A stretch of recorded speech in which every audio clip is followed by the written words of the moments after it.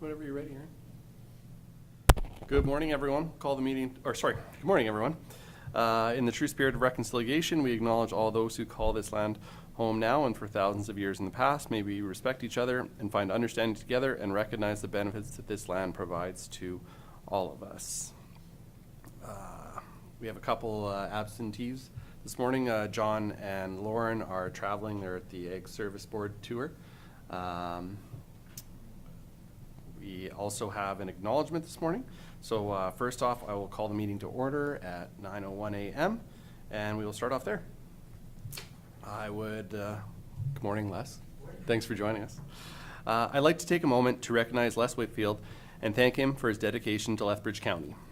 Les joined the county as an assistant assessor in August 1993 and was appointed assessor in July 2010. Over the course of more than 3 decades, he's been a trusted and knowledgeable resource for both council and administration. If you know Les, you know he isn't one to talk about his accomplishments.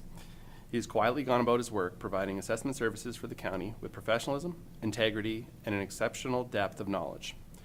As our county has grown in development, As our county has grown and development has become increasingly complex, Les has truly been a mighty team of one. His expertise, experience, and commitment have helped ensure we could meet the assessment needs of our region. His contributions have played an important role in supporting informed decision-making and the continued growth of Lethbridge County. On behalf of County Council and Administration, thank you, Les, for your many years of dedicated service and for everything you have done for Lethbridge County.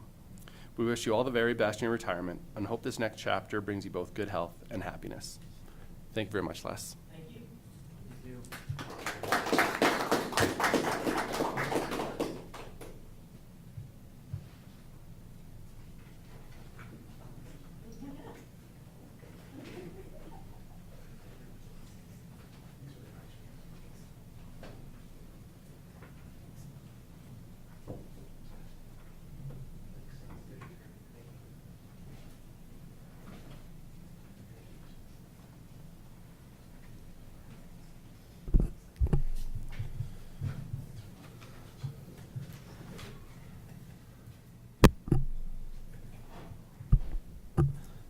We've moved down to the adoption of our agenda.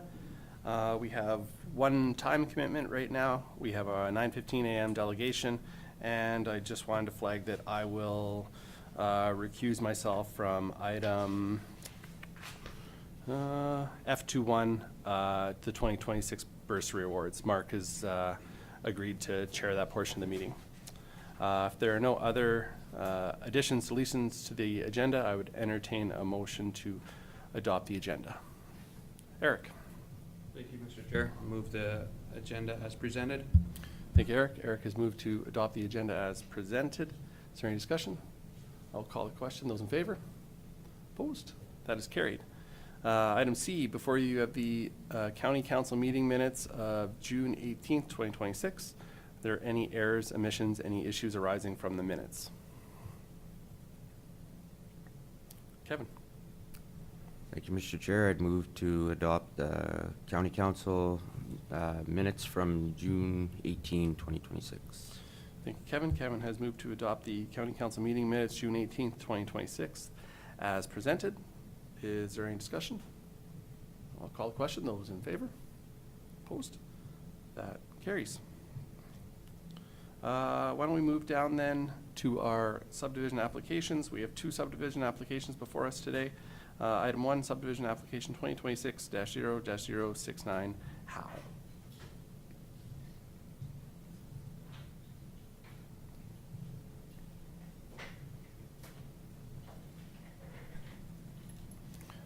Good morning, Kaylin. Good morning, Steve.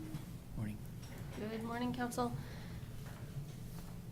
So you, as council, have 2 subdivision applications before you as the subdivision authority this morning. The first application is subdivision 2026-0-069. It is within the northwest quarter, 25-8, 21 west of the 4th. Scroll down to the map here. So it is located directly east of the city of Lethbridge. It's about a half-mile north of Brown Road and a mile east of the city of Lethbridge boundary. It is located along Howe Road. And specifically, the proposal is to create 2 lots, so a 2.83 acre lot and a 3.13 acre lot, respectively, for a country residential use. And with that, I will pass on to Steve for recommendations. Yeah, this application in front of you, it is on a parcel that is owned as group country residential. This is out in the Howe subdivision area, as it's known. There's just a couple internal lots in this area. This is an old 1919 plan that was originally established. This is one that's largely vacant other than that horse barn that's in the middle.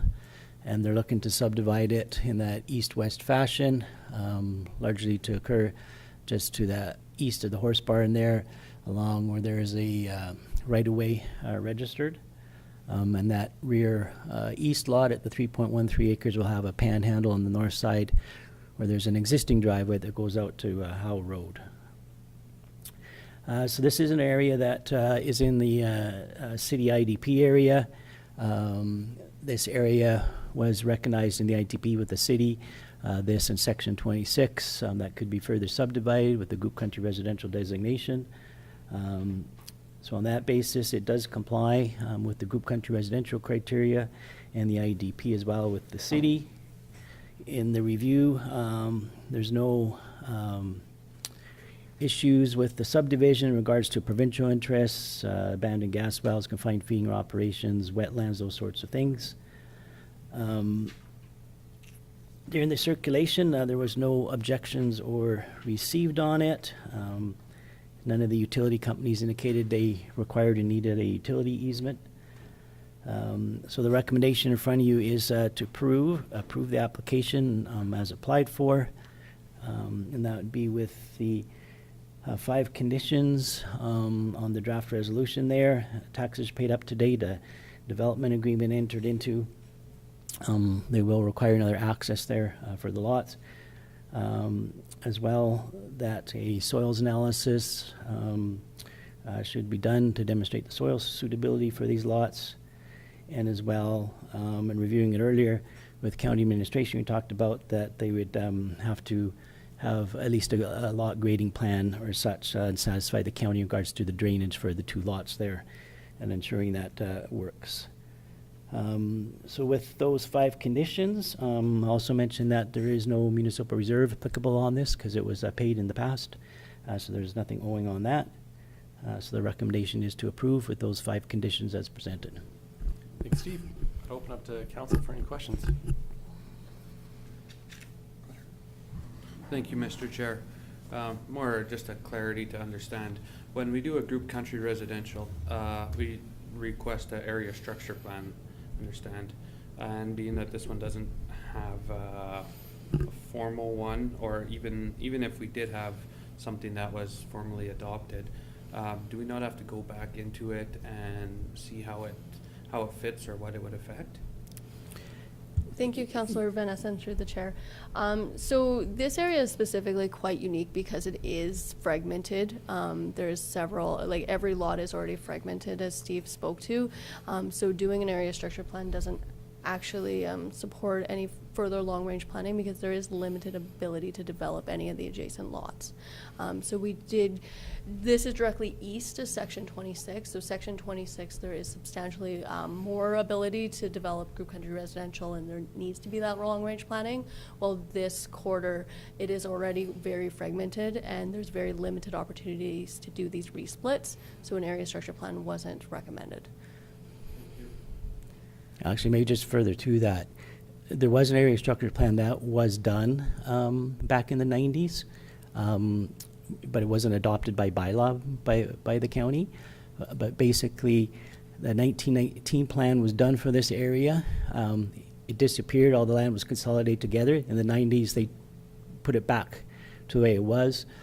So this is following that 1990 plan, basically the 19, which basically allowed a couple opportunities if it was that they could resplit and get the minimum parcel size, that they could do that. And there's only a couple lots in here that are able to do that, so. Anything else? Mark? Thank you, Mr. Chair. I'd like to move that subdivision application number 2026-0-069 be approved, subject to the conditions outlined in the draft resolution. Thank you, Mark. Mark will move the subdivision application 2026-0-069 be approved subject to the conditions as outlined in the draft resolution. Is there any discussion? I will call the question. Those in favor? Opposed? That is carried. Our second subdivision application for today, 2026-0-078, 2337046 Alberta Limited. Kayla? Thank you, Mr. Chair. So subdivision application 2026-0-078. It's within the southwest quarter of 3619 west of the 4th. It's specifically located 5 miles east of the town of Coaldale and adjacent to the north side of Highway 512. Right there. The proposal is to subdivide a 3.3 acre farmstead from the 148 acre title. So this is one of the first title out of the quarter. And with that, I'll pass it on to Steve. Now, so this application, as mentioned, they're taking the yard out of the southwest corner there.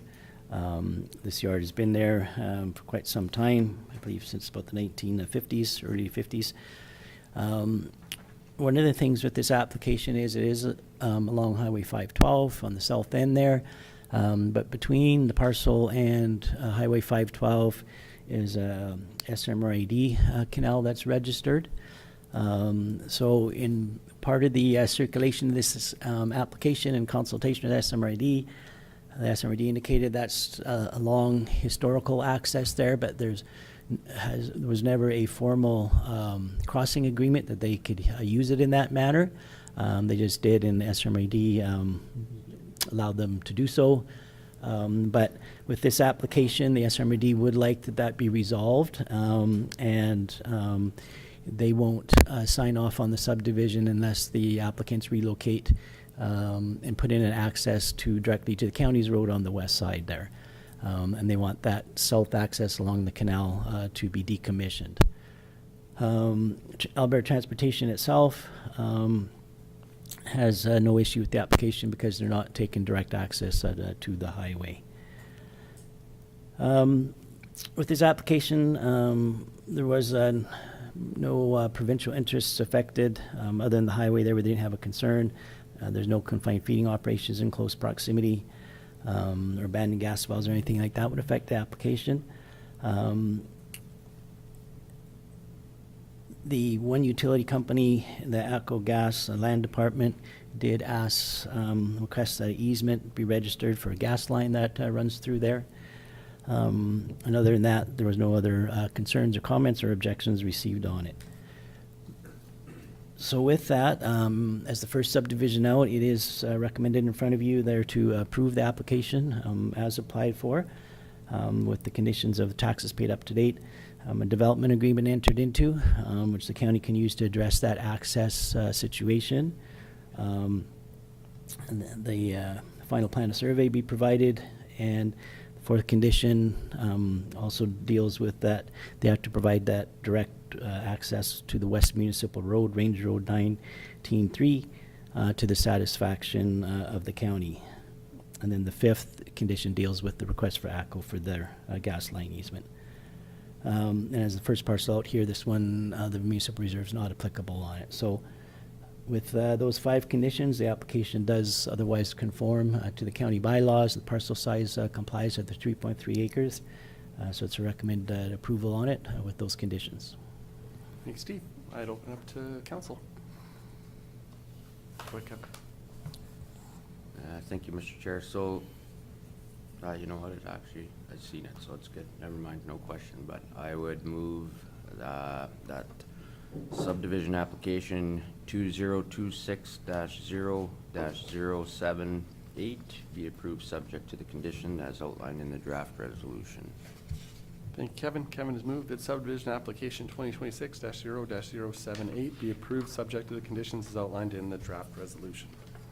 Is there any further discussion? Not, I'll call the question. Those in favor? Opposed? That is carried.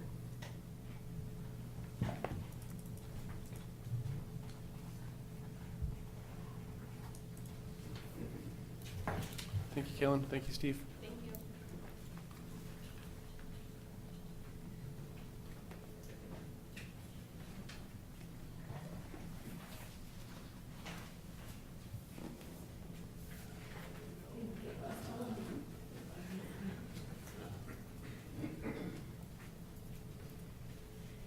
So I should probably wait till I'm called up, but I'll just naturally assume I'm next on the board here.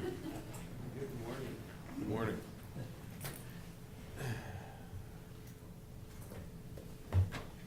So first and foremost, I just want to kind of give a bit of greetings. I know this is probably our first formal introduction. Just to kind of give you some background, as of this September, I'll have 28 years in the RCMP. Still planning on being here for quite a while, so no worries about retirement anytime soon. So that's, I know that's the other question that usually follows up is with that. But I can tell you that I've been in place since March 30th. So in these few past months, I've had the opportunity to meet with several communities, including Picture Butte, Nobleford, Colehurst, just to name a few, and spoken with them about some of the priorities that we have in our policing, as well as just fine-tuning some of our operations. So just before I get into the actual presentation, there's a few things that I did want to introduce to you that have been kind of resolved in a way. One of the things being visibility in our communities and visibility in the area. I've made some efforts towards getting some more structured deployment of how we're utilizing our resources and into the area within the rural area as well as within Coaldale. So a kind of a structured basis of who's getting assigned out to different areas in order to have that presence in those communities. And all the feedback I've been getting from all the counselors is they're very pleased with that arrangement. So just to kind of report on that and see that there's been a noticeable increase in that. The other thing too that I'm looking at as well is an increase in our structured traffic enforcement. So that will be also engaging the CPOs with the county, Coaldale and as well, just in order to possibly do some joint operations there as well. So just a couple things. I had a detached meeting already. So I think even to give you some background to me, 28 years, born and raised in Alberta, raised in west of Edmonton, and all of my service has been within the province of Alberta. So I was in Athabasca, Red Earth Creek, I don't know if you know where that is, about an hour and a half north of Slave Lake. Then from there, Red Deer City, Sylvan Lake. I was here actually as a stint in Lethbridge when we were back in the Stafford Drive building from 2012 to 2014. Then Drayton Valley, and then before I came here, I was with Central Alberta District as what's known as a District Advisory NCO, where I had oversight of 7 detachments. And my role was being a liaison with the district to those detachment commanders and providing guidance and providing mentorship and those types of things. So I do have quite a bit of leadership experience, and I bring that to the table here as well today. So just again, just to kind of give you a quick brief as to my history, and so you guys have that as well. The other thing too that I wanted to get into just real briefly before I get into the actual presentation has to do with our policing priorities.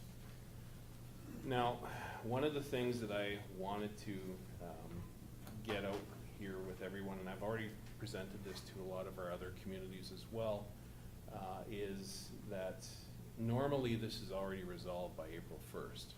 So the fact is though that this wasn't resolved when I attended, and so I've been going through each of the communities and councils to discuss what our priorities are for this year. We do have a policing committee within the town of Coaldale, which I also consult with. However, there's a bit of a time crunch for us to get these things in because we're already past Q1 and we're into Q2 already. And so just to present this as something to give you, I guess, information at the very least, then from there you have that idea. So I have 4 priorities that I've looked at. The first one being the enhanced road safety with violation tickets and warnings and impaired driving enforcement. So we do follow the Alberta traffic safety calendar that comes out every year, and with that comes certain priorities that we look upon every month. So this month is actually impaired driving, so that falls in line a lot with what we're doing with this actual priority. Focusing on everything driving offenses, school zone focuses in the communities, speeding, traffic control device enforcement. And again, my focus, as I've mentioned earlier, is to have proactive patrolling and proactive deployment of those resources in areas where they need to be. The impaired driving focus, obviously with holidays, weekends where it's most prevalent. But again, checking establishments as required, conducting check stops, and just again, mandatory breath testing. I'm not sure if you guys are aware of that aspect with people pulling people over, but mandatory breath testing is enacted where we will be breath testing everybody that we pull over. That's in legislation and something that's a bit of a surprise to a lot of people, but it does happen. So just to kind of give you the heads up. The other thing that we're looking at too is, again, with property crime, theft from autos or theft of autos. The main focuses on those are the initiatives with the Lock It and Lose It focus, and that's a proactive reminders to community members when the vehicles are being checked. During the winter months, we have something called Operation Cold Start. Basically what that is when we have cold weather, people go outside and they start up their vehicles, but unfortunately some people leave them unlocked or leave the keys in there, and that's a prime area for people to have their vehicles stolen. So that's something that we're looking forward to in the upcoming colder months as they come forward. And again, linking that all to our proactive patrols and crime suppression as a result. One of the other things that I think we need to put a focus on is our prolific offenders.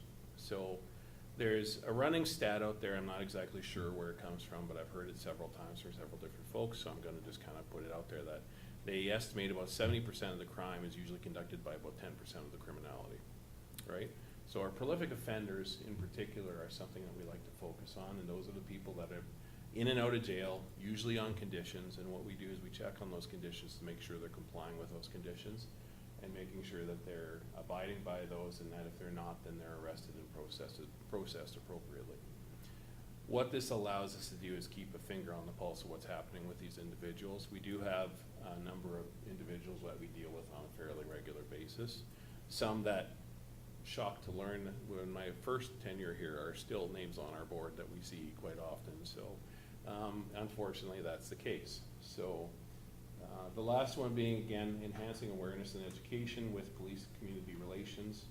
And again, that's police engagement in community related events. I realize as a county you surround a bunch of these different communities, but trying to be involved in everything from parades to school talks to just even the fact of engaging with everyone on those mayor's quarterly reports is one of the things that I'll be presenting today. So with that, those are kind of the big things, the big areas that I'm going to hit on today for that. But I can dive into the actual report, and I don't know if we have a copy of it that we can bring up. I'm sure that each of you have it in your report, or just click on this here. Okay, Yes, there we go. There we go. I get to control it. Well, the power involved. Okay, so the first page here has to deal with just basically a greeting, but one of the big things that we're transitioning to here now is the transition towards a new duty pistol, also known as a Glock 45 MOS 7 duty pistol. So this is a change in the technology of how we're changing our guns. We've had these particular pistols since 1996. So the reason we're changing them basically has to come down to that these pistols are obsolete. They don't make parts for them anymore. We've actually had to generate parts for them for quite a long time, have the dies and everything like that. So we're moving towards more support that we have for these types of weapons, and also the increase in technology. So there's a few things that we have on these pistols that we don't have on our regular ones, those being things like a red dot sight. There's a lot of training towards us now having both eyes open when we're shooting rather than just one eye closed like we did in the old days, and the old isosceles stance and that type of thing. So more or less now we're moving towards a more tactical platform of our shooting, and that being one of the things.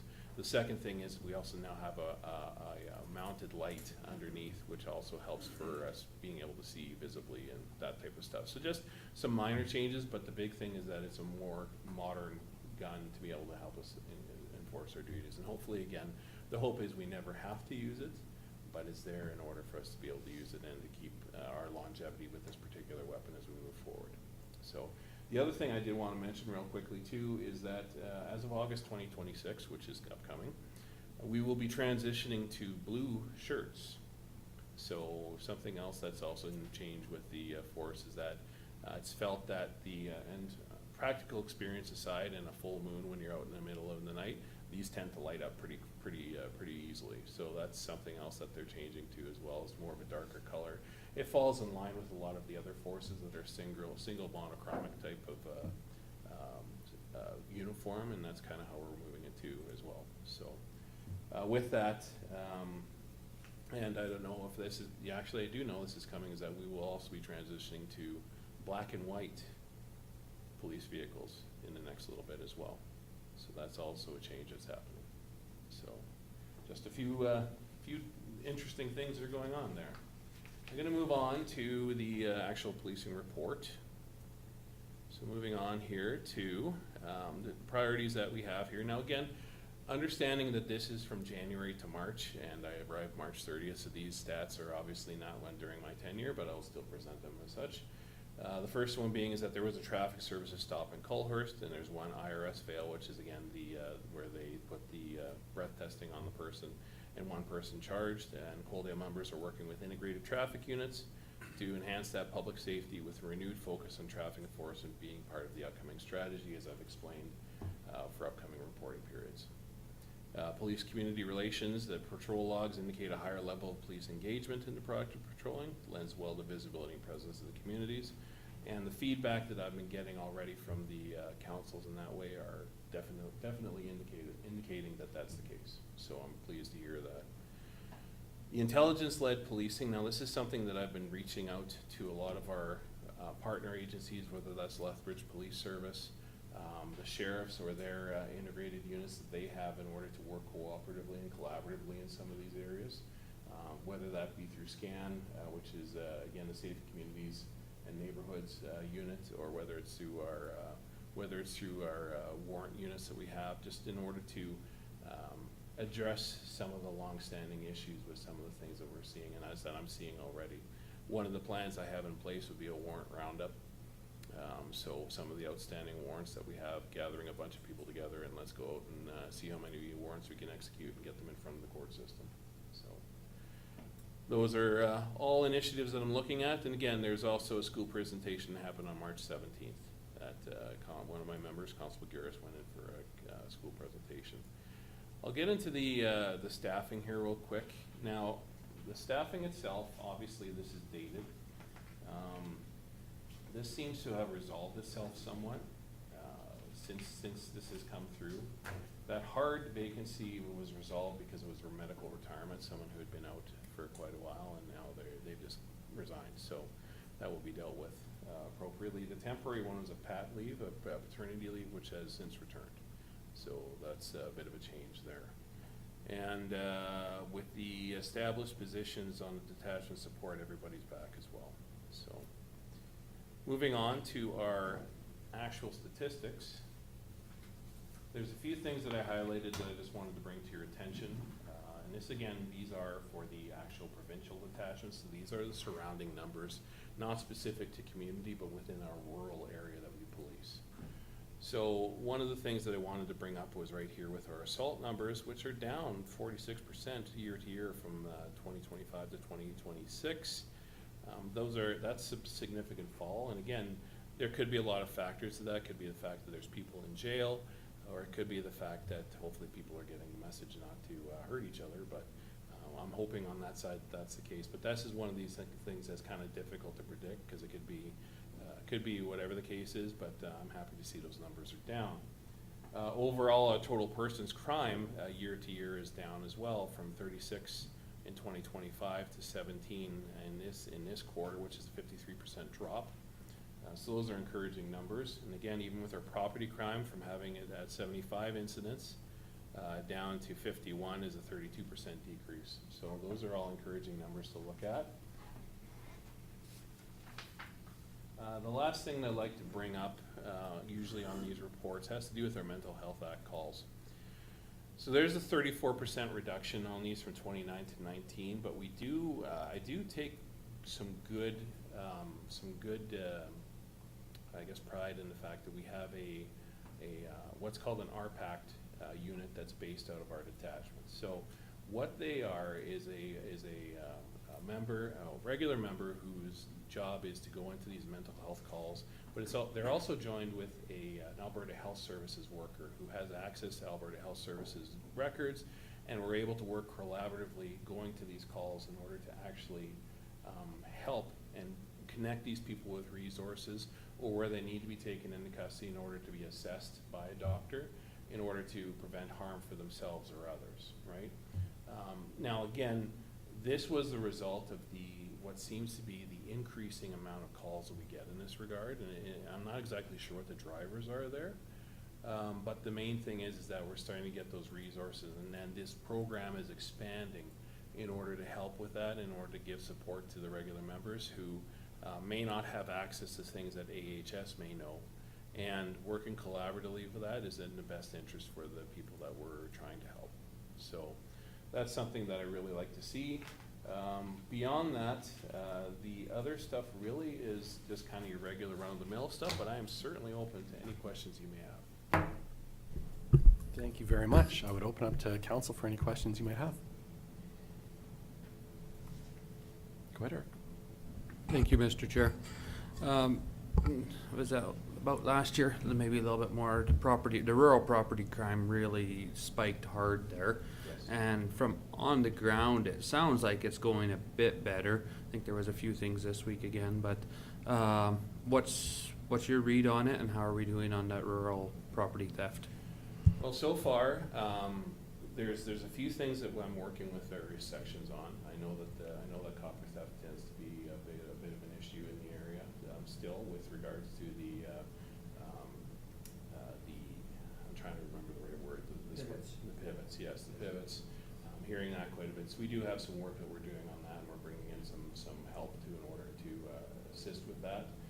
We do engage our Southern Alberta District Crime Reduction Unit quite a bit with that, and they're in as well quite a bit in the area. So that does help in us monitoring who's going to be doing what, and also that it kind of points us towards where things are going. One of the problems that we run into quite a bit though with this, and this is not just uncommon to this one particular spot, but it's common throughout the province, is that when this material is brought to the metal recyclers, there's no checks or balances for how that's supposed to be brought, right?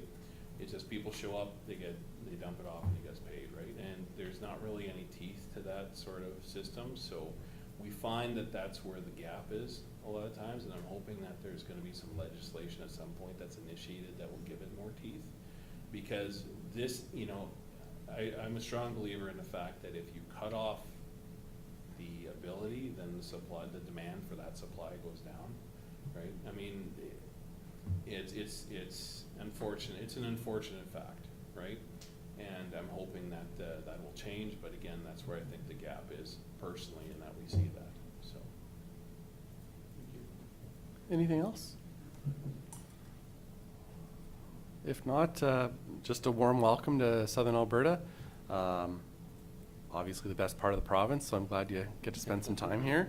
Yes. We were fortunate to have great relationships with Glenn and Mike, your predecessors, and excited to build on this relationship. And if there's ever anything you need from us, please feel free to reach out and ask. And I guess in that vein, is there anything at this point that you can think of that from Lethbridge County that we can help you do your job? I'm still in a bit of an assessment phase. I've had some meetings already with Mr. Beck, just to talk about some certain things I had on my mind. Once I'm more developed into some of those things, I might bring them forward in more of a closed meeting in order to discuss those things. The aspects of land, legal, or labor, right, when it comes to in-camera sessions. But I think the big thing is just to understand that I'm still sorting some of those aspects out, but I think the big thing is just going to be that, yes, I do have plans to discuss some certain things and some certain strategies that I have that are upcoming, and I'm looking forward to presenting that as well. Awesome. And I know you noted, or you spoke to visibility when you started, and I think that's something that we've heard loud and clear from our residents. I know as long as I've been on council is how critical that is just to have that presence, and maybe it's not actually, you know, engaging in a, you know, in those ways, but it's just being there, seeing that cruiser, seeing that vehicle, seeing those colors, and I think that's huge for our residents. So I appreciate your you know, attention to that, and I think that's a big thing in a rural setting. Excellent. Yeah, and I mean, I'm of the old tenure where you get out, and if there's a farmer on the side of the road, you stop and talk to them and say, hey, what's going on in the area, right? That's pretty much your community policing right there, is finding what's happening with the residents, because they're gonna know what's going on, and they can point out to the house, hey, there's a bunch of traffic over there, what's happening? And it's just indicators. So yeah, there's a big, I guess I can't stress enough that, I'm not sure if you're familiar with Sir Robert Peel. He's the founder of what's known as modern policing, and he actually established the London, or the Metropolitan Police Service in England. And one of the things that he had said, and this, I'm paraphrasing when I say this, but basically the police are the public and the public are the police, and that we can't do our jobs without the support of the public, right? So when we start to get this information from the public, it helps us to be able to do our jobs, and vice versa, right? So this is why when I'm sharing all these things to you, I'm sorry if I'm being a little bit wordy, but I guess our first conversation is to have that, and I'm a big believer in that type of back and forth communication, and I want to continue that. Well, we sure thank you for your time, and yeah, All good right. luck. Thank you. Thanks so much. Thank you, everybody.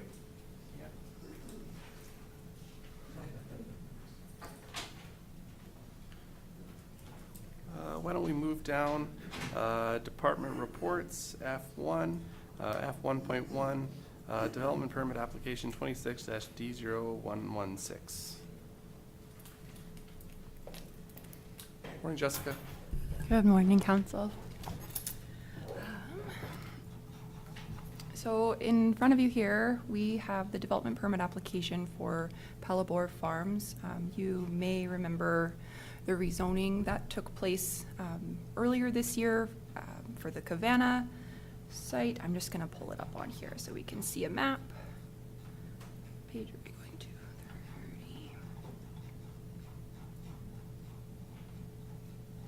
There we go.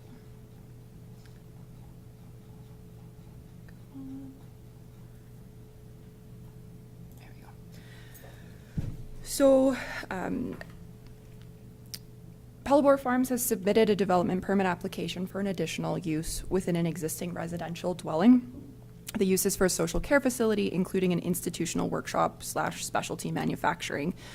So as I mentioned a few months ago, we approved direct control bylaw 26-001 for going from, I believe, rural agriculture over to direct control. The property is located between Range Road 220 and Highway 25, near the intersection of Highway 25 and Highway 519, just north of Shaughnessy. The direct control bylaw 26-001 described that the specific the rezoning was for the specific purpose of allowing a lot, including the existing residential dwelling and yard, to be used for institutional uses, specifically a social care facility operated by Cavanna.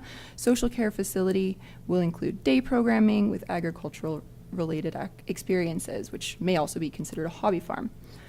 The applicant is advised that while a member of staff may reside on site full time, there will be no overnight accommodation of clients. Hours of operation are listed as Monday through Saturday from 9 to 5, with a maximum of 10 clients per day and 60 clients total per week. The applicant has also indicated that their intent is to provide programming where clients host a small coffee shop for guests, build small wood items, and create crafts which will be offered to the community by donation. These activities meet the standards outlined in the direct control bylaw 26-001. Per the submitted development permit application, no new development will be taking place on site. Only the existing yard space, accessory buildings, and dwelling will be utilized for the use. Additionally, while new uses are being proposed, the dwelling will also be able to remain used as a residential living space. just to give a little bit of context on the definitions of what the social care facility and institutional workshop specialty manufacturing definitions are, because they are specific to the direct control bylaw as opposed to just the land use bylaw. A social care facility means a place of non-residential care, supervision, life skills training, and or support services to children or adults with special needs.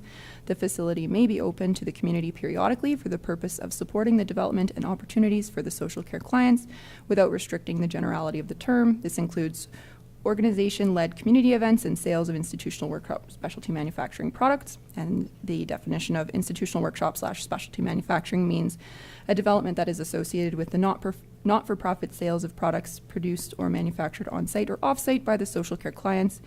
This includes, but is not limited to, agriculturally related products, horticultural related products, food related products, various artisan and craftsman products, cabinetry and woodworking, and any other small product assembly. Under the direct control bylaw, both of these uses are considered discretionary. We did circulate this application for comment, but did not receive any comments from adjacent landowners. We did also circulate it over to Alberta Transportation, who have come back saying that they do require a permit through AT as well.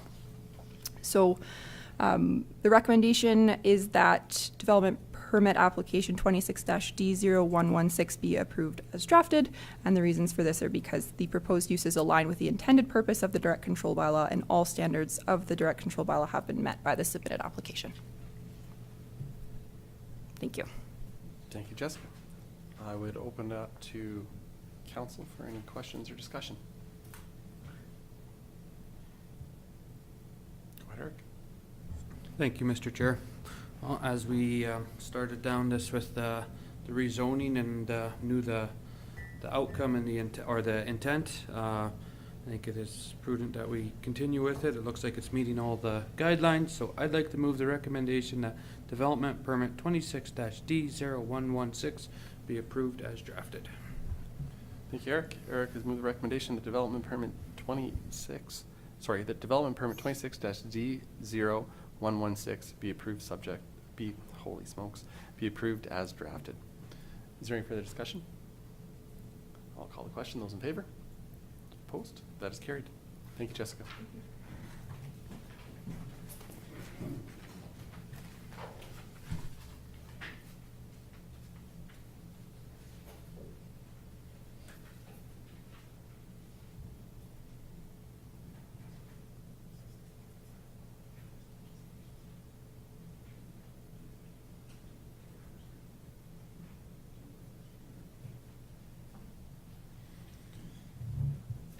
Our next item, F 1.2, bylaw number 26-016, Lethbridge County Subdivision Authority bylaw.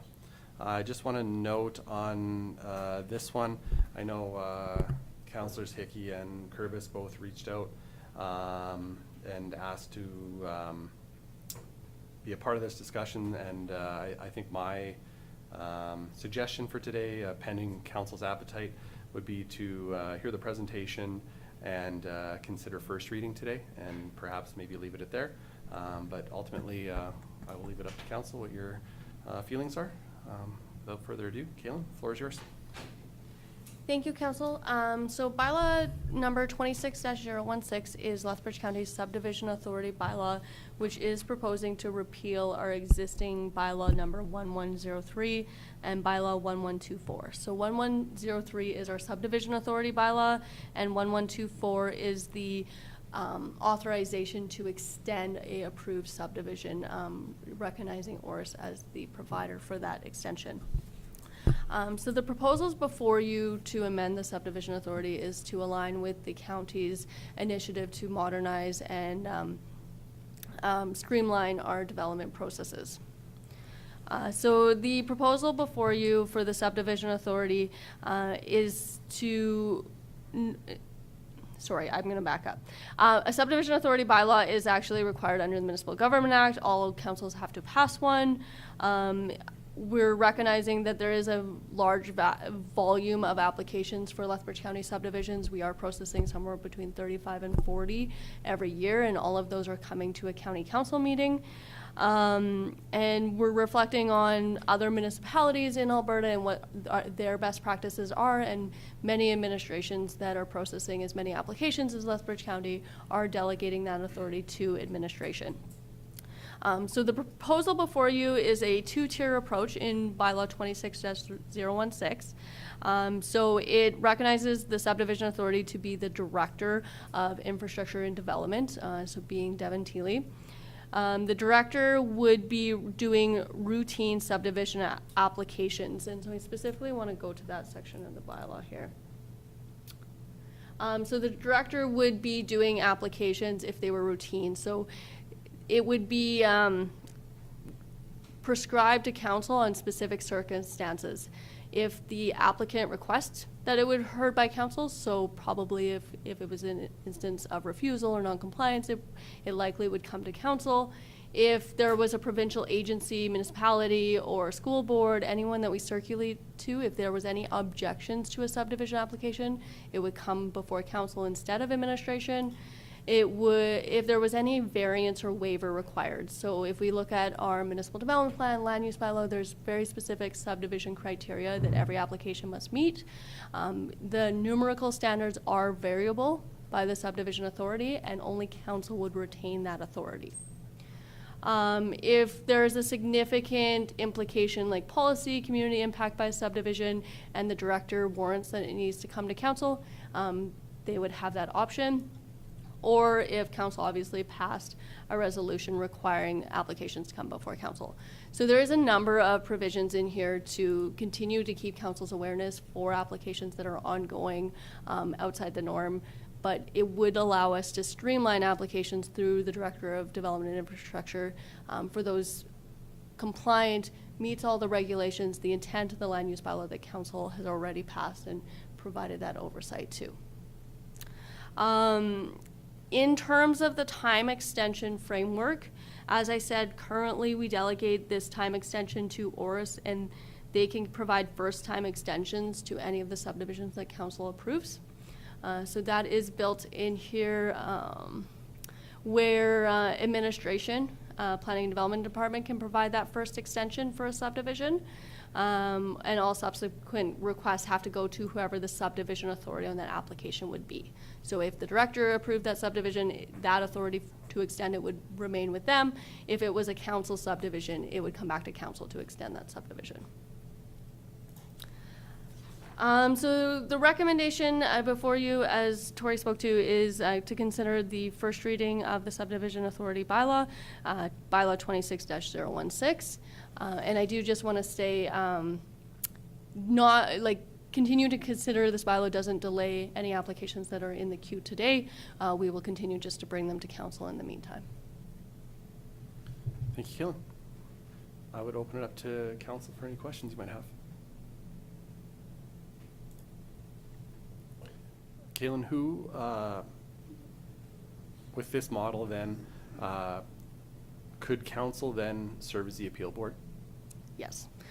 So yeah, if council is not the subdivision authority, then you can be an SDAB board member for a subdivision application. Thank you. Yeah. Do you have any insight as to, I know one of the things we talked about when we talked about modernizing was timelines and turnaround and just the overall user experience. Do you anticipate that the user experience, that the ability to move through the process maybe a little more quickly, is that a possibility that you see through this process if this were to be adopted? Thank you. Yes, I do anticipate that it will improve the process. So under the Municipal Government Act, we do have to process a subdivision within the 40-day time period. To get to council, there is times where we are asking for an extension. It's usually within the 2-week mark. But once we get external agencies' comments, we very much have the conditions needed to have a subdivision decision granted. So being able to do that at day-to-day administration-wise would speed up the process and have a meaningful impact for some developments that really want to move forward. Awesome, thank you. Any other questions? Go ahead, Eric. Thank you, Mr. Chair. I like the proposal of doing it over a couple times and having a full council here to make the decision. So I'll move the recommendation that bylaw 26-016, being the Development Authority bylaw, be read a first time. Thank you, Eric. Eric moved the recommendation that bylaw 26-016, being the Development Authority bylaw, be read for a first time. Is there any further discussion? If not, I'll call the question. Those in favor? Those opposed? That carries. Thank you. Kaylin, would you have statistics around like rate of refusal or denial or anything like that as far as subdivisions go? I think that I'm not sure if we carry anything like my experience has been that overwhelmingly we don't offer a whole bunch of denials, but I do think that is perhaps a question that could be raised as we discuss this further. Yeah, I can take that back and look into it. I know in the last 10 months that I've been here, I think there's been 2 that council's been considered, so 2 out of 35 kind of stats, but I'll look into previous years. I would look to council. Are there any other questions or any information that might be pertinent to have a fulsome discussion on this that you can think of? Yeah, thank you. If it's, if you feel it's applicable, I think it could be interesting, at least to add to the conversation, the rate of appeals. Okay.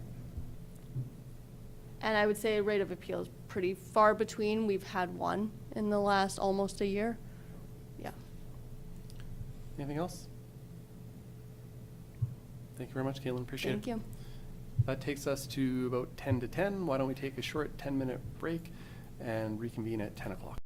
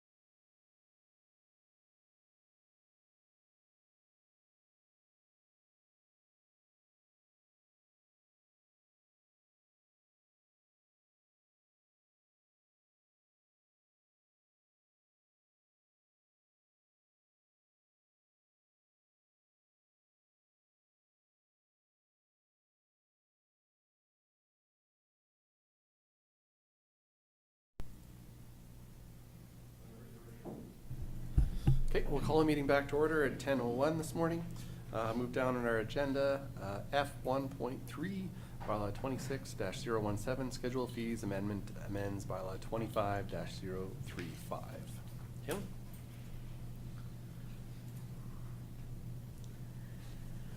So thank you, Council. Bylaw 26-017 is a Schedule of Fees amendment mid-year. It is amending Bylaw 25-035. The primary purpose of amending the Schedule of Fees at this time is to include subdivision applications related to the application fee, recirculation fees, endorsement fees, and extension requests. The fees do not currently live in our Schedule of Fees, so in order to ensure that we can accept applications as of August 1, we need to adopt the Schedule of Fees. Here's the Schedule of Fees. For specifically just subdivision applications, these application fees are very comparable to what they're currently being charged under Oldman River Regional Service Commission, so industry and landowners will not see any difference in the fees that they are being charged for subdivisions. Before you today is consideration to read Bylaw 26-017 for a first, second, and consideration for a third time today. Thank you, Caitlin. I would open up to council for any questions you may have. If not, I entertain a motion. Mark? Thank you, Mr. Chair. I'd like to move bylaw 26-017, Schedule of Fees Amendment, be read a first time. Thank you, Mark. Mark has moved that Bylaw 26-017, Schedule of Fees Amendment, be read for a first time. Is there any discussion? Call the question. Those in favor? Opposed? That carries. Kevin? Thank you, Mr. Chair. I'd move that bylaw 26-017, Schedule of Fees Amendment, be read a second time. Thank you, Kevin. Kevin has moved that Bylaw 26-017, Schedule of Fees Amendment, be read for a second time. Is there any discussion? Call the question. Those in favor? Opposed? That carries. And consideration. Tony? Thank you, Mr. Chairman. I move that the council consider third reading of bylaw 26-017, Schedule of Fees Amendment. Thank you, Tony. Tony has moved that council consider third reading of Bylaw 26-017, Schedule of Fees Amendment. Any discussion? I'll call the question. Those in favor? Opposed? That is carried unanimously. Then proceed. Third reading. Eric? Thank you, Mr. Chair. I'll move that Bylaw 26-017, Schedule of Fees Amendment be read a third time. Thank you, Eric. Eric's moved that Bylaw 26-017, Schedule of Fees Amendment be read for a third time. Is there any discussion? Call the question. Those in favor? Opposed? That carries. Thank you, Caitlin. Moving down, F1.4, Bylaw 26-019, Amendment to the Land Use Bylaw to revise the definition of specialty manufacturing / cottage industry in Part 9 definitions, first reading. Caitlin. Thank you, Council.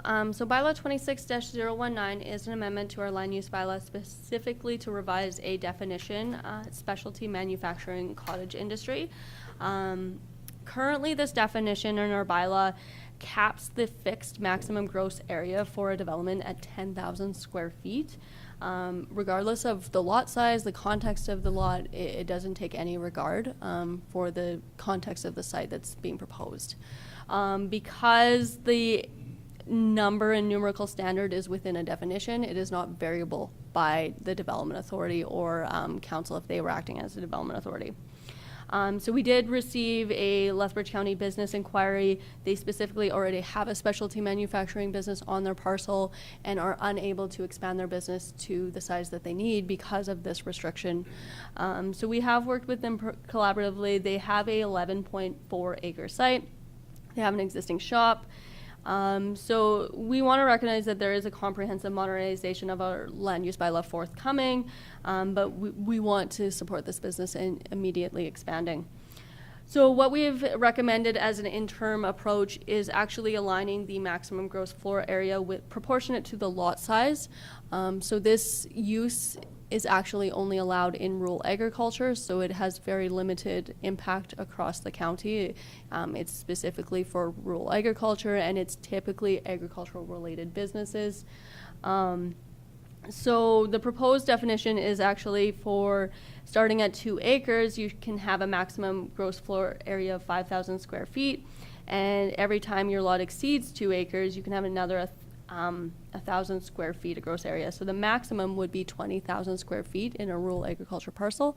The reason we picked that number is because it does align with the typical standard size of like a potato storage building that we are seeing. So it's not out of character for rural agriculture that the county does see.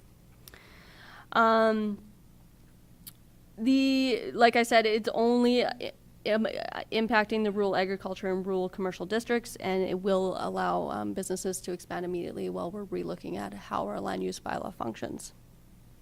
So the recommendation before you today is to give first reading to bylaw 26-019 for a first time, and the reason for the recommendations is the sliding scale formula ties the building size to lot size, which is more appropriate, and it allows for us to continue considering how our land use bylaw functions for industry.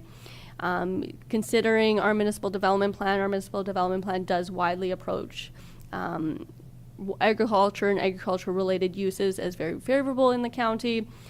We do recognize that there is emerging trends in the agriculture industry, and updating our planning instruments to support new opportunities for agribusiness is very important. And then we do recognize in our land use bylaw there is a wide range of residential, commercial, industrial, and economic development opportunities, which a mix of land uses is very favorable in challenging market conditions.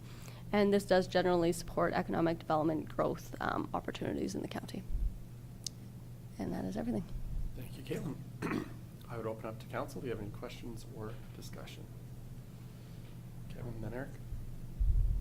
Well, I was just gonna move it and say thank you for working with them. I think this is great, but I don't know if you got a question, Eric? Yeah. Thank you, Mr. Chair. Roughly 2 acres, 87,000 square feet or so, and to be allowing 5,000 square feet on that, we're still like percentage-wise extremely small. What kind of percentage coverage are we seeing on, I guess it's tough to find another comparable, on an industrial lot, a city lot, that kind of stuff. It just seems like although we're accommodating this expansion, I wholly support that, but even, I don't know, a 10% coverage seems like a pretty small number, but yet it would be much bigger, I think. So thank you, Councillor Venice. And the reason we picked 5,000 is because that is actually the maximum accessory building size throughout our land use bylaw. So it is consistent with all of our other districts, from like a residential and a like mostly actually residential, not a commercial industrial. So because this lot has a house, it is also an acreage as well as supporting a business. So the reason we picked 5,000. In terms of lot coverage, you are correct that like the lot coverage is very low, but shifting it to anything higher when we're talking 40 to 60%, that is very much urban development and has differing impacts. And I would suggest if we're hitting coverage of that nature, it wouldn't be of a rural agriculture similarity, and I would suggest at that point we'd probably be considering redistricting and rezoning to more of a commercial industrial land use. We did have the conversations about mixed use. It's something we need to explore from a land use bylaw standpoint, because allowing mixed use everywhere impacts the compatibility of our commercial industrial business parks. So we need to find a balance, and that's something we need to work towards in our municipal development plan and land use bylaw. Thank you. Anything else? So Kevin has moved that bylaw 26-019 be read for a first time. There's no further discussion. I'll call the question. Those in favor? Opposed? That carries. Thank you, Caitlin. F1.5, bylaw 26-015, repeal bylaw number 1257, Oldman River Regional Services Commission. Caitlin. Thank you, Council. So Bylaw 26-015 is the repeal of Bylaw 1257, which is Oldman River Regional Service Commission. This bylaw was passed in 2004, recognizing Lethbridge County's membership in Oldman River Regional Service Commission. As everyone is aware, the county issued our termination notice on June 18th, 2026, and this withdrawal from the commission is effective January 1, 2027. The recommendation before council related to passing the repeal of the bylaw is directly to align with that previous direction. The transition plan is recognized in this bylaw where county will start accepting applications for subdivisions, new applications as of August 1. Effective September 1, all existing applications that are in process or conditionally approved will be transferred to the county, and then all financial obligations with the commission will be resolved as of December 31st, 2026. The bylaw that 26-015 is coming into force as of January 1, 2027. Thank you. Thank you, Kaylin. I'd open up to council for any questions or discussion. Seeing none, how would you like to proceed? Go ahead, Mark. Thank you, Mr. Chair. I'd like to move the bylaw 26-015, being the termination of Lethbridge County's membership in ORSC, be read a first time. Thank you, Mark. Mark has moved that bylaw 26-015, being the termination of Lethbridge County's membership in the ORSC, be read a first time. Is there any discussion? I'll call the question. Those in favor? Opposed? That is carried. Go ahead, Tony. Thank you, Mr. Chairman. I move that bylaw 26-015, being the termination of Lethbridge County's membership with ORSC, be read a second time. Thank you, Tony. Tony's moved the bylaw 26-015, being termination of Lethbridge County membership in the ORSC, be read a second time. Is there any discussion? Question, those in favor? Opposed? That is carried. Eric. Thank you, Mr. Chair. I move that bylaw 26-015, being the termination of Lethbridge County's membership, be considered for the third reading. Thank you, Eric. Eric's moved that bylaw 26-015, being the termination of Lethbridge County's membership in ORSC, be considered for the third reading. Is there any discussion? Call the question. Those in favor? Opposed? That carries unanimously. And third reading. Kevin. Thank you, Mr. Chair. I'd move that bylaw 26-015, being the termination of Lethbridge County's membership in the ORSC, be read a third time. Thank you, Kevin. Kevin has moved the bylaw 26-015, being the termination of Lethbridge County's membership in the ORSC, be read a third time. Is there any discussion? Call the question. Those in favor? Opposed? That carries. Thank you, Kaylin.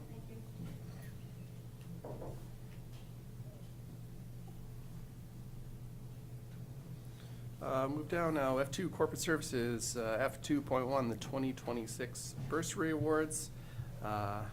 As I had noted earlier, I am going to recuse myself and leave you in the very capable hands of Councillor Sayers.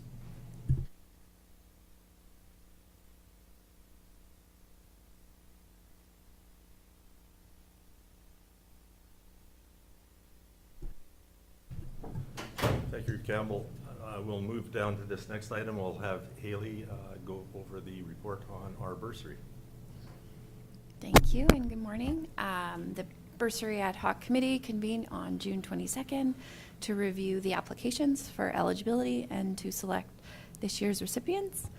A total of 5 applicants were submitted by the June 1st deadline, and the caliber of applicants demonstrated through their academic achievements, community involvement, extracurricular participation, and post-secondary aspirations. After the thorough review and thoughtful discussion, the committee has selected 3 outstanding students to receive a bursary of $1,500 each. In the recommendation is presented before council to consider the 3 recipients, and then those presentations will be done at the August 6th meeting. Any questions from council? We had, let's just say, I sat on the committee and the numbers were lower this year for some reason, but I just wanted to thank the staff for all the work they've done in, getting information out there and then sorting through these for us and working with the committee. It's a fun committee to be on, and it's always good to see that, that we're able to support our residents, our members, the kids going to school and university and college. So if we can, hopefully next year we get more kids apply, but it's a great program, so thanks again to the staff. So to move forward, anybody like to make that motion that is recommended? Kevin? Thank you, Mr. Chair. I'd move that the County Council awards the 2026 bursary in the amount of $1,500 each to the following recipients to be presented at the County Council meeting on August 6th. Number 1 is Dylan Campbell. 2, Aaron Moorhead. 3, Jana Whisker. Any help? I don't, we're working on that too. We'll find out in August. That one. Thanks, Kevin. Kevin has moved the County Council awards the 2026 bursary in the amount of $1,500 each to the following recipients to be presented at the County Council meeting August 6th: Dylan Campbell, Aaron Moorhead, and Jana Whiskirk. Any questions? Call the question. All in favor? Opposed? Carried. We will turn the chair back to Tori.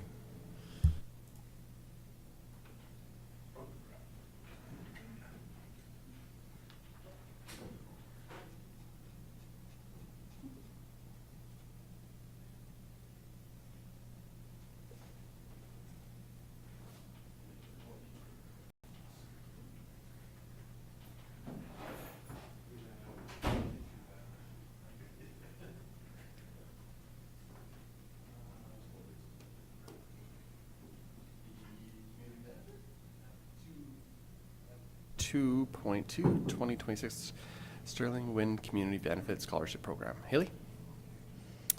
Thank you, Council. So this is the 2026 Stirling Wind Community Benefit Scholarship Program. Back in 2023, the county was contacted by Potentia Renewables regarding community funding through the Stirling Wind Project. And so the program has been developed as part of their community relations commitment and provides contributions back to the community in which their wind turbines are constructed. An agreement regarding the Stirling Wind projects was approved by Council at the September 21st, 2023 Council meeting. And as part of the program, a community benefit scholarship is awarded with a maximum of $2,000 per scholarship for an annual maximum of $4,000. The 2026 application deadline was June 1st, and all applicants were provided to Potentia for their review and recommendations to be brought forward to Council. So with that in the recommendations brought forward to Council, it would be to approve the Stirling Wind Project Community Benefit Scholarship Programs in the amount of $4,000 to the recipients listed there. Thank you, Haley.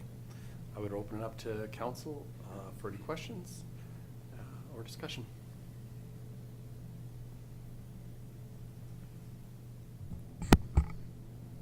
Thank you, Mr. Chair. Just clarity, these applicants submitted directly to Potentia, and Potentia gave us the list of recommendation.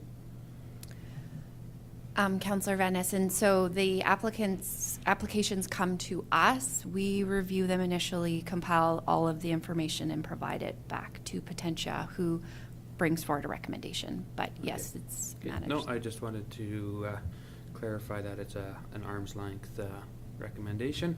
So with that, I will move the recommendation that County Council approve the Stirling Wind Project Community Benefit Scholarship Program funds in the amount of $4,000 to the following recipients: Jaden, I'm guessing Van Rolt, yeah, and then Jana Whiskirk. Thank you, Eric. Eric has moved the recommendation that County Council approve the Stirling Wind Project Community Benefit Scholarship Program funds in the amount of $4,000 to the following recipients: Jaden Van Rolt for $2,000 and Jana Whiskirky for $2,000. Is there any other discussion? Not, I'll call a question. Those in favor? Opposed? That carries. Thank you, Haley.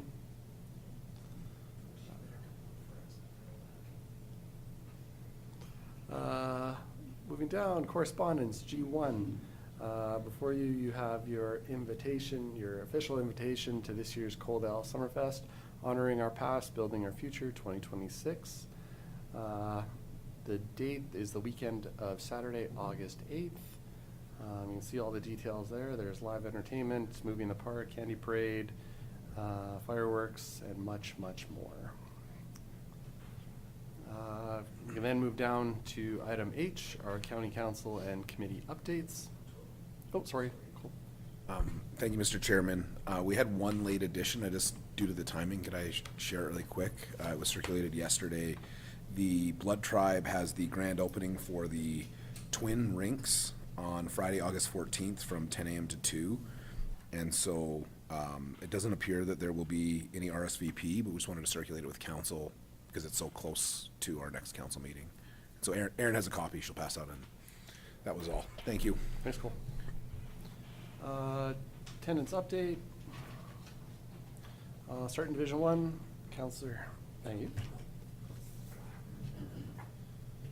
Councillor Lauren Hickey, June 4th, enforcement update. 15th, council dinner with NDP MLAs. 17th, Green Acres executive and finance meetings. 18th, Lethbridge County Council meeting. 18th, residential strategy workshop. Bursary committee meeting. And the 24th, a Green Acres board meeting. For myself, Division 2, maybe I just circle a few things. 16th, attended the Fortis Alberta Birds of Prey 20th anniversary in Coldell. A really good turnout for Fortis in the town of Coldell, acknowledging the partnership between Fortis and the Birds of Prey. Just getting to know Fortis a little bit better over the last year or so. Extremely engaged in the community, and really like to acknowledge Cody Webster. I think does a great job in his position, liaising between municipalities and working with customers, and really appreciate the work Cody does. Other than that, maybe the 18th residential strategy workshop. I know that's come up a lot in our conversations with our neighboring municipalities, IDPs. I'm grateful for the work that Kaylin and her team have put into that, as well as the consultants that are working on that. I think it was eye-opening to see how council approached residential in the county, and excited to work through the rest of that. Yeah, I would then go to Division 3, Councillor Sayers. Mark. On January 3rd was the Link Pathway Board meeting. On the 3rd again was the FCS Board meeting. Had our special council meeting on the 4th, ORSC meeting on the 4th. We had the council dinner with the NDP MLAs on the 15th. Fortis Alberta Birds of Prey 20th anniversary barbecue. And the Lethbridge County Council meeting on the 18th. The 22nd was our Bursary Committee meeting. Thank you, Mark. Division 4, Deputy Reeve Kurbis. Second, weekly meeting with Community Futures. Enforcement update. 9th, weekly meeting with Community Futures. 12th, Community Futures Finance Committee meeting. 12th, Community Futures Executive meeting. 15th, Council dinner with NDP MLAs. 16th, Waste Committee meeting. 16th, Fortis Alberta Birds of Prey. 18th, County Council. 18th, Residential Strategy Workshop. 24th, Community Futures AGM. And the 24th, Colehurst IDP meeting. Division 5, Councillor Slump. Thank you, Mr. Chair. June 15, council dinner with NDP MLAs. June 16, Waste Commission meeting. June 17 was a meeting held in the Monarch Hall for the Butterfly Ridge development. June 18, Lethbridge County Council meeting. June 18, Residential Strategy Workshop. I also had on June 22nd the Bursary Committee. I forgot to put that in there. And June 24, the County Colehurst Inter-Municipal Committee meeting. Thank you, Kevin. Division 6, Councillor Van Essen. Thank you, Mr. Chair. On the 4th, we had our enforcement update. The 18th, County Council. 18th, and the residential strategy. And on the 23rd, virtual town hall with Deputy Ag Minister for Ag Service Board. Thank you, Eric. Division 7, Tony. Thank you, Mr. Chair. On the 4th, we had the enforcement update. On the 15th, council dinner with NDP and MLAs. 16th, the Fortis Alberta Birds of Prey anniversary barbecue. On the 18th, Lethbridge County Council meeting. Also the 18th, the residential strategy workshop. And it should be on the 24th there, the county Colehurst Intermunicipal Committee meeting there. Thank you, Tony. Anything else for our county council and committee updates? If not, I believe that takes us to the conclusion of the public portion of our meeting. I would entertain a motion to enter a closed session. We have 2 items on the agenda today. Our CAO report, ATIA sections 19, 20, 28, 29, and item 2, Canada's Premier Food Corps, phase 2, expression of interest, ATIA section 26, disclosure harmful to intergovernmental relations. Mark. Thank you, Mr. Chair. Move into camera. Thank you, Mark. Mark has moved to enter a closed session.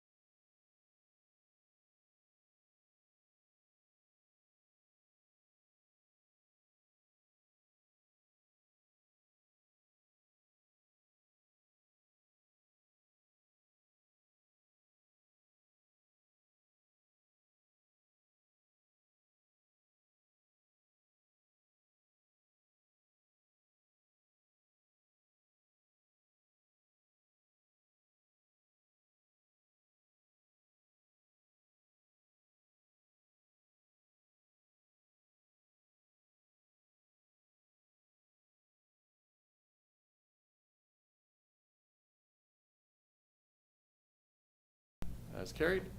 We can resume our public meeting. We have one item coming out of close from item 2, Canada's Premier Food Corridor. I have a proposed motion that council authorize the REEF to provide a letter of support for Prairie's Can application for Canada's Premier Food Corridor Phase 2 and approve in principle Lethbridge County participation of $15,000 per year for 3 years for a total commitment not to exceed $45,000, subject to Prairie's Can approval and funding at a level sufficient to proceed with the proposed project, confirmation of appropriate financial participation from the other municipal and project partners, a final project budget, governance structure, and partner agreement satisfactory to Lethbridge County administration, and finally, annual funding being included in the applicable county operating budget. Would someone be willing to move that recommendation? Eric? Thank you, Mr. Chair. I'd like to move that recommendation. Thank you, Eric. Is there any discussion? Call the question. Those in favor? Opposed? That carries. Is there anything else? Wow, look at him go. Eric's moved to adjourn at 12:24. Thank you, everyone. Thank you, Aaron. Thank you, Cole.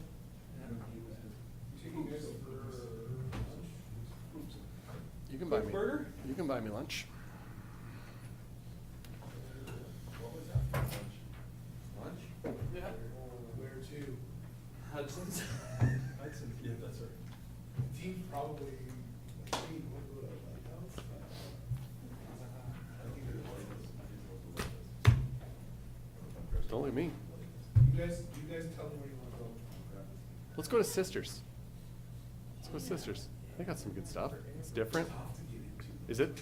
For this many people. Okay, if that's the Yeah, case. slam. Okay. Where do you want to go? Like, I'm actually good where with the sisters that we've gone with 2 or 3 people. It's a long wait sometimes. Well, if that's an issue, then that's fine, yeah. Put it in there. Street sign still open there? That is Sisters now, isn't it? No, Sisters. Our sisters is just up here by the subway. Who's just across the street? Street side? How are they? I've been here since I've been there, so I don't know. Honestly, I don't care. We can go wherever you guys You'll go Hudson's. We can go to Hudson's. want. Hudson's fine. Yeah, sure. Let's do it.